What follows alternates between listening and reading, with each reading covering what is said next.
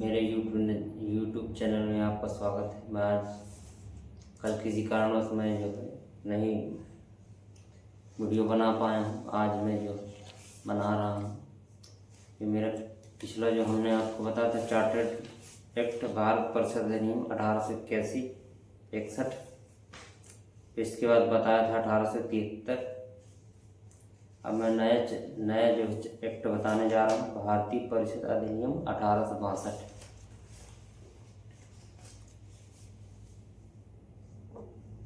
मैं जो बोलूँगा उसको समझने की कोशिश करिएगा। एक एक पॉइंट जो है बीच बीच में आपको समझाने की कोशिश करूँगा कि एक्ट कह क्या रहा है। भारतीय परिषद अधिनियम 1862। 1857 की क्रांति पश्चात शिक्षा के प्रसार, कांग्रेस की स्थापना तथा एल्बर्ट बिल विषयक विवाद के परिणाम स्वरूप भारतीयों में नवजागरण रूपता आई और देश के प्रशासन तथा विधि निर्माण में और अधिक प्रतिनिधित्व देने की मांग इनके द्वारा की जाने लगी। इन सब के परिणाम स्वरूप ही यह अधिनियम पारित किया गया। मतलब 1857 की क्रांति और पश्चात शिक्षा का प्रसार, एल्बर्ट बिल विषय जो था उसका विवाद होने के कारण जो है और देश के प्रशासन और विधि निर्माण में अधिक प्रतिनिधित्व की मांग होने लगी थी। इस वजह से जो इस नए बिल को पारित किया गया है। इस अधिनियम द्वारा केंद्रीय प्रांतीय विधान परिषदों की सदस्य संख्या को बढ़ाकर केंद्रीय विधान परिषद में न्यूनतम 10 और अधिकतम 16 सदस्य होते थे। बम्बई, मद्रास तथा बंगाल प्रांतों में न्यूनतम 8 तथा अधिकतम 20 सदस्य होते थे। तो बम्बई मद्रास में मिनिमम जो है 8 सदस्य होते थे और अधिकतम जो है 20 सदस्य होते थे। जबकि उत्तरी पश्चिमी प्रांत में अवध में 15 सदस्य होते थे। परिषदों के अतिरिक्त सदस्य स्थानीय संस्थाओं द्वारा निर्वाचित किए जाते थे और तत्पश्चात उन्हें परिषदों में नियुक्त किया जाता था। इस प्रकार निर्वाचन पद्धति का आरंभ किया जाना इस अधिनियम की सर्वाधिक महत्वपूर्ण विशेषता है। अब कुछ की पॉइंट है जो मैं आपको बताना चाहूँगा। किसने कथन किया था कि कंपनी की दोहरी शासन व्यवस्था उत्तरदायित्व विहीन, असुविधाजनक, क्लेशकर और जटिल हो गई थी? ये किसने कहा था? ब्रिटिश प्रधानमंत्री आर्मस्ट्रांग ने कहा था। किस अधिनियम द्वारा भारत में कंपनी का शासन समाप्त कर सत्ता ब्रिटिश सम्राट को सौंप दिया गया? यह आपको पता ही होगा, मैं आपको बता चुका हूँ। भारत सरकार अधिनियम 1858। बोर्ड ऑफ डायरेक्टर्स तथा बोर्ड ऑफ कंट्रोल को किस अधिनियम द्वारा समाप्त कर दिया गया? 1858 के भारत सरकार अधिनियम के थ्रू। अब मैं जो है आपको एक चीज़ और बताना चाहूँगा। 1858 के अधिनियम के लागू होने के पश्चात भारत के गवर्नर जनरल को वायसराय कहा जाने लगा। इससे पहले जो है आप गवर्नर जनरल कहा जाता था। जब 1858 का पारित हुआ था, अब गवर्नर जनरल को वायसराय कहने लगे। वायसराय, गवर्नर जनरल तथा वायसराय एक ही व्यक्ति होता था, परंतु उनकी कार्यों में अंतर था। जब वह व्यक्ति ब्रिटिश प्रांतों का शासन देखता था तब उसे गवर्नर जनरल कहते थे।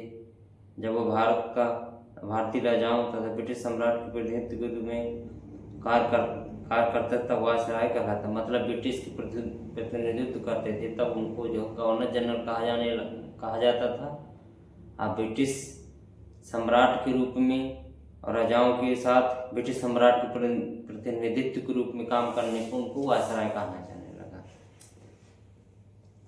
अब आपको एक बहुत आपने पढ़ा होगा 1909 का मार्ले मिंटो सुधार, ये क्या है इसका जो है अब आपको बताना चाहूँगा। इस अधिनियम द्वारा प्रतिनिधि सरकार, अप्रत्यक्ष चुनाव प्रणाली, अंशतः संसदीय व्यवस्था का बीजारोपण किया गया।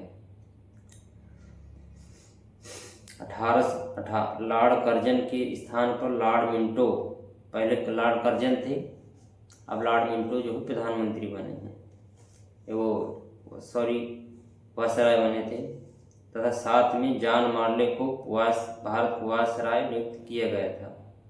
मार्ले उदारवादी भारतीय प्रशासन में सुधारों के समर्थक थे।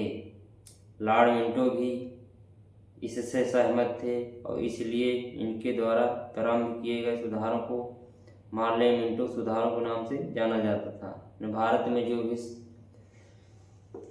सुधार हुए तो दोनों वायसरायों को जो सहमत थी, इसलिए इन दोनों को मार्ले मिंटो सुधार कहा जाने लगा। ये कब पारित हुआ? ये 1909 में। इस अधिनियम को फरवरी 1909 में सर अरुंडेल कमेटी की सिफारिश के आधार पर पारित किया गया था।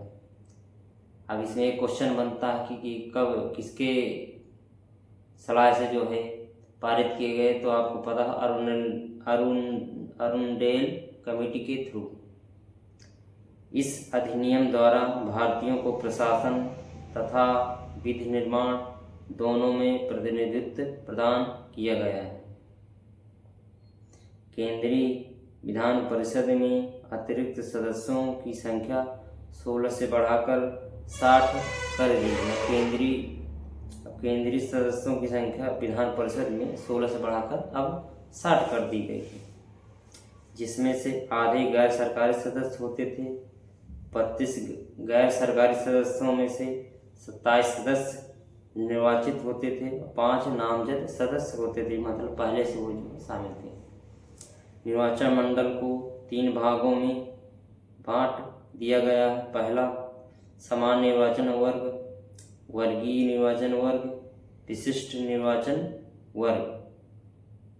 पहला जो सामान्य निर्वाचन वर्ग था, अब दूसरा जो वर्गीय निर्वाचक वर्ग था, तीसरा विशिष्ट निर्वाचन वर्ग था। इस अधिनियम द्वारा मुसलमानों के लिए पृथक मताधिकार, निर्वाचन क्षेत्रों की व्यवस्था करके फूट डालो राज करो नीति को साकार किया गया। पहला अधिनियम है जिसमें मुसलमानों के लिए अलग से मताधिकार और निर्वाचन क्षेत्रों की व्यवस्था की गई। इसी में फूट डालो राज करो की नीति अपनाई गई है।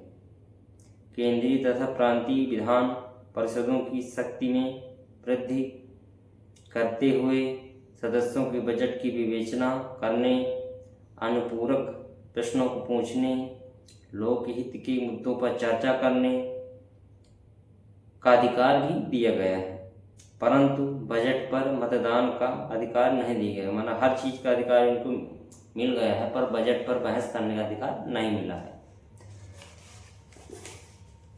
इस अधिनियम द्वारा भारत परिषद तथा वायसराय की कार्यकारिणी परिषद में सर्वप्रथम भारतीय सदस्यों को शामिल किया गया। इस अधिनियम के द्वारा भारत परिषद तथा वायसराय की कार्यकारिणी परिषद में सर्वप्रथम भारतीयों को शामिल किया गया है। इंग्लैंड स्थित भारत परिषद में नियुक्त होने वाले पहले 2 भारतीय केसी गुप्ता, हुसैन बिलग्रामी थे। मतलब ये विधान ब्रिटिश के इंग्लैंड में जो है भारत परिषद में नियुक्त होने वाले पहले 2 भारतीय थे, केसी गुप्ता और दूसरा हुसैन बिलग्राम थे। अब ये यहाँ से समाप्त होता है। इसके कुछ की पॉइंट है जो मैं आपको बताना चाहूँगा। इनका मतलब सार जो है, केंद्र में द्विसदनीय शासन व्यवस्था किस अधिनियम द्वारा लागू किया गया है? भारत सरकार अधिनियम 1909 द्वारा। किस अधिनियम द्वारा पहली बार मुस्लिम समुदाय के लिए पृथक निर्धारित प्रावधान किया गया था? इसको आप जो है नोट करते जाइएगा, आप समझ जाएंगे। भारत परिषद अधिनियम 1909 में मार्ले मिंटो सुधार जिसे कहते हैं। मार्ले मिंटो सुधार किसकी रिपोर्ट की उपज है, ये तो आपको पता होगा। सर अरुंडेल समिति की सलाह पर हुआ था। किस अधिनियम द्वारा प्रशासन विधि निर्माण दोनों में भारतीयों की प्रतिनिधित्व प्रदान किया गया? भारत सरकार अधिनियम 1909, भारत परिषद अधिनियम 1909 किस अधिनियम द्वारा प्रशासन विनिर्माण दोनों में भारतीयों को प्रतिनिधित्व प्रदान किया गया? भारत परिषद अधिनियम 1909 द्वारा। कई की पॉइंट है जो आपको पता ही होगा। अभी यहीं से ये समाप्त होता है। कल मैं आपको नया टॉपिक जो बताऊंगा। धन्यवाद। और आपको अगर वीडियो अच्छा लगे तो आप जो है लाइक सब्सक्राइब जरूर करिएगा, जिससे हमको सपोर्ट मिलेगा अगले वीडियो बनाने का। पर हमको पता भी चले ना कि आपको हमारी वीडियो पसंद आ रही कि नहीं आ रही। मेरा पढ़ाने का तरीका थोड़ा अलग है, तो जो है आप थोड़ा समझने की कोशिश करिएगा।